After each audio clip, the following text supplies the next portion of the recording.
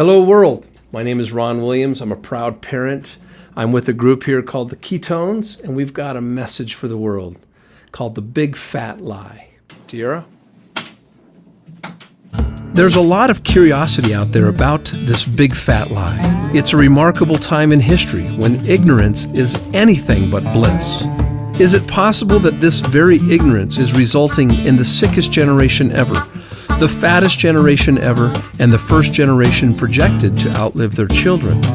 Our children think they're health nuts when it says 10% juice on their candy. And why is childhood diabetes at the beginning stages of epidemic? What about childhood obesity? Could these be the children of the lie? There are actually obese kids being taken away from ignorant parents with whispers of negligent homicide.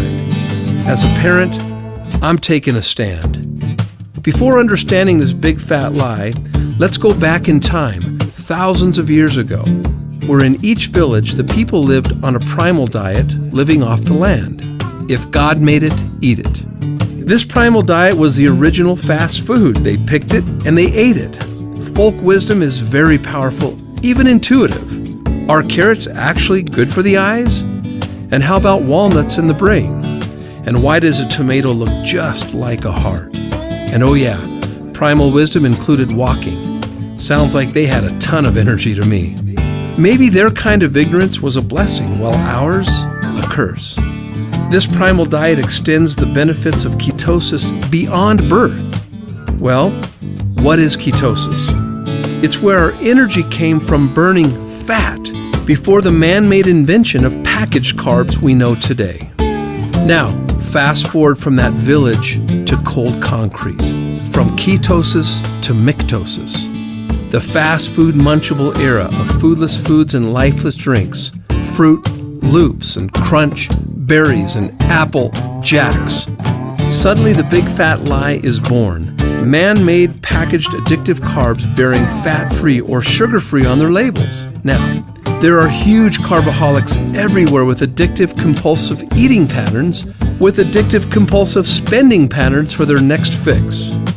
Could it be that carboholic behavior was created in labs, perfecting the carboholic business model? Bet you can't just eat one? Maybe somebody in some lab somewhere has hedged their bets like a thief in the night, robbing you of your willpower, pocketbook, your health, wellness, even your divine being.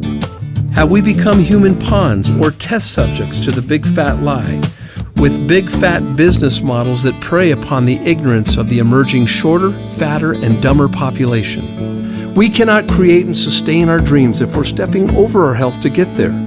Consider the effects on our self-worth, our love, and our intimacy, inherited by default to our children who are all but blindfolded by their innocence during this execution of this chemical warfare, a slow but spendy death, digging graves with our own knives and forks.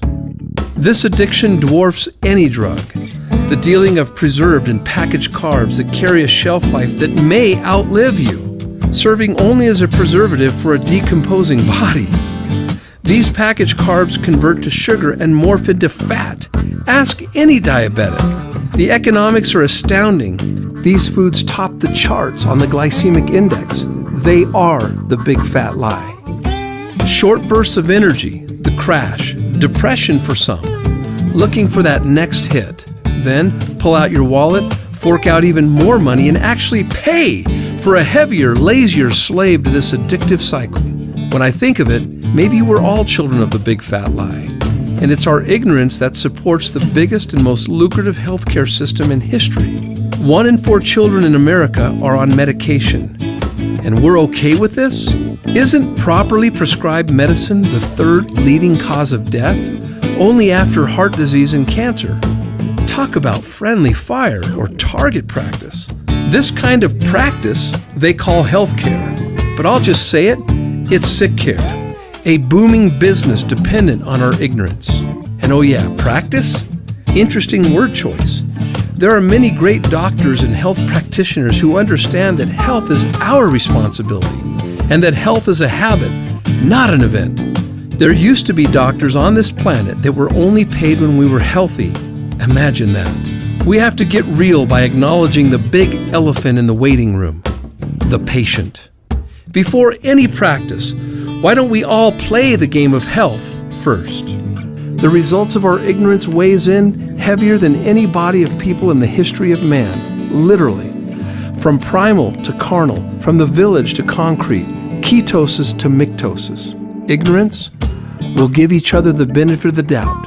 The big fat lie preyed upon our ignorance. But as of right now, ignorance is no longer an excuse. For me, for you, for our children, or anyone who hears this message, it's now on us.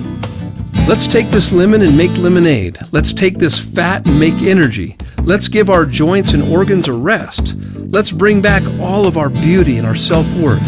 Everywhere you look, there are credible studies that educate us on ketones and general health, energy, cognitive function, and even more serious health concerns that include inflammation and obesity.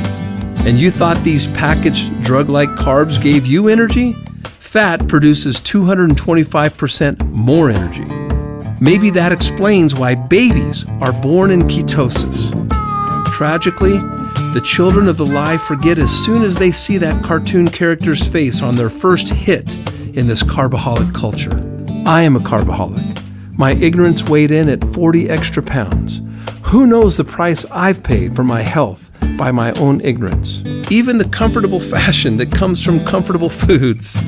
It was all buns and rolls for me.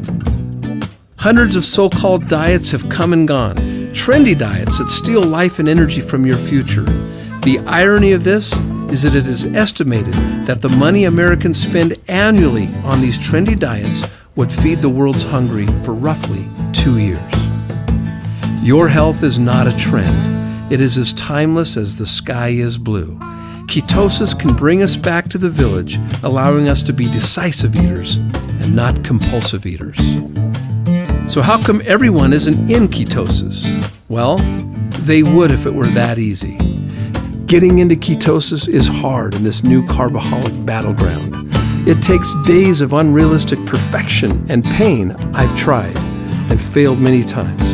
Wouldn't it be great if there was a scientific breakthrough that converted days of pain into only hours of energy and bliss? Ketosis. Well, there is. Ketonics. Come back to the village. Ketopia is the village.